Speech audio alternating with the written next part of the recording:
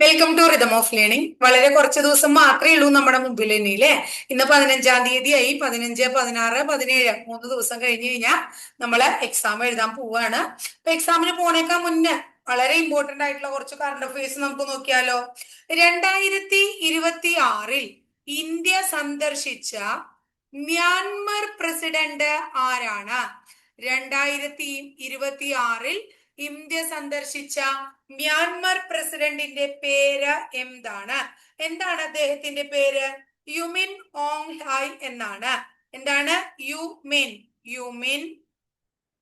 Aung Aung ഹ്ലായ്. Yumin Aung ഹായ്. മലയാളത്തിൽ എഴുതാം ടീച്ചർ. യുമിൻ ഓങ് ഓങ് ഹ്ലായ് എന്നാണ് അദ്ദേഹത്തിന്റെ പേര്. 2026 ഇന്ത്യ സന്ദർശിച്ച മ്യാൻമർ പ്രസിഡന്റ് ആണ് ഇദ്ദേഹം. ഇനി കൃഷി, അതായത് അഗ്രികൾച്ചറൽ ഡിപ്പാർട്ട്മെന്റ്, കൃഷി വകുപ്പ്, അതുപോലെ തന്നെ പൊതുവിദ്യാഭ്യാസ വകുപ്പ്, നമ്മുടെ എഡ്യൂക്കേഷൻ ഡിപ്പാർട്ട്മെന്റ്. അപ്പോ കൃഷി വകുപ്പും പൊതുവിദ്യാഭ്യാസ വകുപ്പുകള് സ്കൂളുകളിൽ നടപ്പാക്കുന്ന കാർഷിക ക്ലബിന്റെ പേര് എന്താണ്? എന്താണ് അതിന്റെ പേര്? കതിർ എന്നാണ്. കൃഷി പൊതുവിദ്യാഭ്യാസ വകുപ്പുകൾ കൂടി ചേർന്ന് സ്കൂളുകളിൽ നടപ്പിലാക്കുന്ന കാർഷിക ക്ലബിന്റെ പേരാണ് കതിർ എന്ന് പറയുന്നത്. ഇനി എല്ലാ കോടതികളും കോർട്ട് കേട്ടോ, എല്ലാ കോടതികളും ജുഡീഷ്യൽ കോടതി, എല്ലാ കോടതികളും പൂർണ്ണമായും കടലാസ് രഹിതമാകുന്ന, എല്ലാ കോടതികളും പൂർണ്ണമായും കടലാസ് രഹിതമാകുന്ന രാജ്യത്തെ ആദ്യത്തെ ജുഡീഷ്യൽ കോടതി, കോടതിയുടെ പേര് കൽപ്പറ്റ, വയനാട് കൽപ്പറ്റ കോടതി. എല്ലാ കോർട്ടുകളും കടലാസ് രഹിതമാകുന്ന രാജ്യത്തെ ആദ്യത്തെ ജുഡീഷ്യൽ കോടതി കൽപ്പറ്റ. ഇനി 2026 അക്കിത്തം സാഹിത്യ പുരസ്കാരം,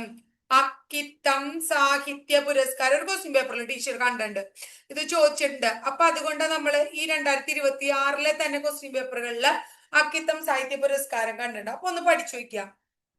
ആർക്കാ മക്കളെ? വി മധുസൂദനൻ നായർക്കാണ് കേട്ടോ. വി മധുസൂദനൻ നായർ 2026 അക്കിത്തം സാഹിത്യ പുരസ്കാരം നേടി.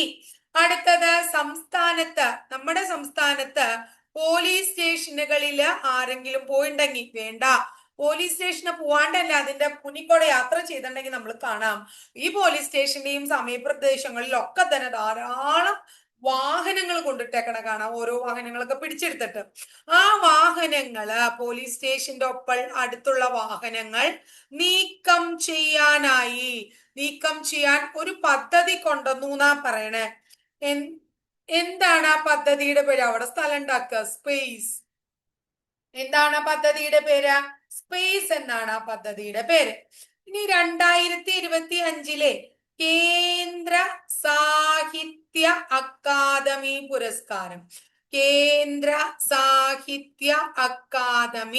പുരസ്കാരം, ആർക്ക് കിട്ടി? എൻ പ്രഭാകരനാണ് അത് നേടിയത്. മായാമനുഷ്യൻ എന്ന അദ്ദേഹത്തിന്റെ നോവലിനാണ് അദ്ദേഹത്തിന് എന്ത് ലഭിച്ചത്? കേന്ദ്ര സാഹിത്യ അക്കാദമി അവാർഡ് ലഭിച്ചത്. ഇത്രയും കാര്യം ക്ലിയർ ആയോ? ഇനി ഇന്ത്യയിൽ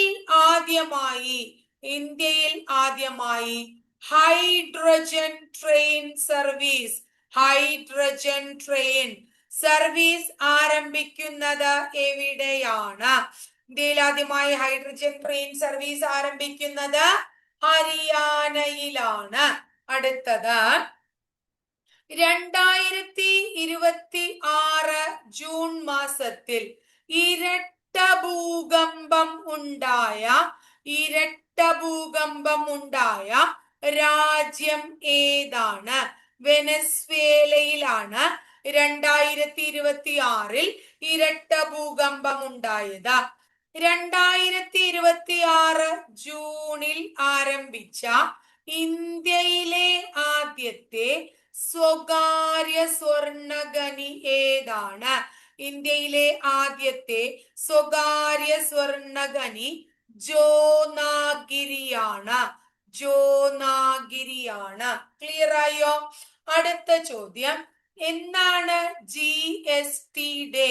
GST ഡേ ജൂലൈ മാസം 1-ാം തീയതിയാണ്.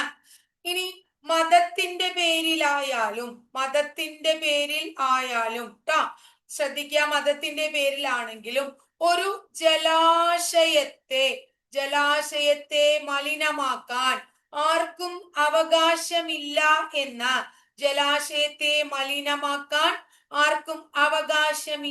എന്ന് വിധി പ്രഖ്യാപിച്ച ഹൈക്കോടതി ഏതാണ്? മദ്രാസ് ഹൈക്കോടതിയാണ്. ഏതാണ്? മദ്രാസ് ഹൈക്കോടതിയാണ്. നമ്മളറിയാം, ഈ ഷുഗർ ഒക്കെ ഉള്ള ആൾക്കാർക്ക് ഇൻസുലിൻ ചെയ്യാറുണ്ട് നമ്മള്. അങ്ങനെ ഇപ്പൊ ഒരു പുതിയ ഇൻസുലിൻ കൊണ്ടുവന്നേക്കാണ്. ആ ഇൻസുലിൻ ആഴ്ചയിൽ ഒരിക്കൽ മാത്രമാണ് രോഗികൾക്ക് നൽകുന്നത്. ആഴ്ചയിൽ ഒരിക്കൽ മാത്രം രോഗികൾക്ക് നൽകുന്ന ഇൻസുലിന്റെ പേര് എന്താണ്? നോക്കൂ, അതിന്റെ പേരാ ടീച്ചർ എഴുതിയണേ. AWIQLI, അവിക്ലി എന്നാണ് അതിന്റെ പേര്. ക്ലിയർ ആയോ? ഇത് ആഴ്ചയിൽ ഒരിക്കൽ മാത്രമേ രോഗികൾക്ക് കൊടുക്കുള്ളൂ കേട്ടോ. ഇനി ഇൻജെക്ട് ചെയ്യുള്ളൂ. ഇനി ഇന്ത്യൻ പ്രധാനമന്ത്രി നരേന്ദ്രമോദിക്ക് ഒരു രാജ്യത്തിന്റെ പരമോന്നത സിവിലിയൻ ബഹുമതി കിട്ടി. ആ ബഹുമതിയുടെ പേര് ബിന്ദാങ് ആദിപൂർണ എന്നാണ്. അപ്പൊ രാജ്യത്തിന്റെ പരമോന്നത സിവിലിയൻ ബഹുമതിയായ ബിന്ദാങ് ആദിപൂർണയാണ് ഇന്ത്യൻ പ്രധാനമന്ത്രി നരേന്ദ്രമോദിക്ക് ലഭിച്ചത്? ഇന്തോനേഷ്യയുടെ. ഇന്തോനേഷ്യയുടെ. ഇനി വേൾഡ് ബാങ്കിന്റെ പുതിയ കണക്ക് പ്രകാരം പ്രതിശീർഷ വരുമാനം ഏറ്റവും കുറഞ്ഞ ഇന്ത്യൻ സംസ്ഥാനം ഏതാണ്? ബീഹാറാണ്. അടുത്തത്, ആഗോള പാസ്പോർട്ട് സൂചികയിൽ ഇന്ത്യയുടെ സ്ഥാനം എത്രയാണ്? 125. 1-ാം സ്ഥാനത്തുള്ളത് ആരാണ്? സ്വീഡനാണ്. ഇത്രയേ ഉള്ളൂ കേട്ടോ ഇന്നത്തെ ക്ലാസ്സില്. ഇത്രയും പഠിച്ചു വെക്കുക. ഇനി 2-3 ദിവസം കൂടി നമുക്ക് ഇതുപോലെ 2-3 ദിവസം പഠിച്ചാൽ പോരാ, നമ്മൾ അടുത്ത രണ്ടാമത്തെ ഘട്ടത്തിലുള്ള പരീക്ഷയ്ക്ക് വരെ വേണ്ടി നമ്മൾ പഠിക്കും. ആദ്യത്തെ ഘട്ടത്തിലുള്ള കുട്ടികൾക്ക് വേണ്ടിയിട്ടാണ് ടീച്ചർ ഇത് പറഞ്ഞത്. അതുവരെ നമ്മൾ 2-ാം ഘട്ടം വരെ ഇത് തുടർന്നു പോകും. അത് കഴിഞ്ഞ് നമ്മൾ പിന്നെ LDCയുടെ ക്ലാസ് ആരംഭിക്കും കേട്ടോ. ഇത്രയേ ഉള്ളൂ ഇന്നത്തെ ക്ലാസ്സിൽ കേട്ടോ.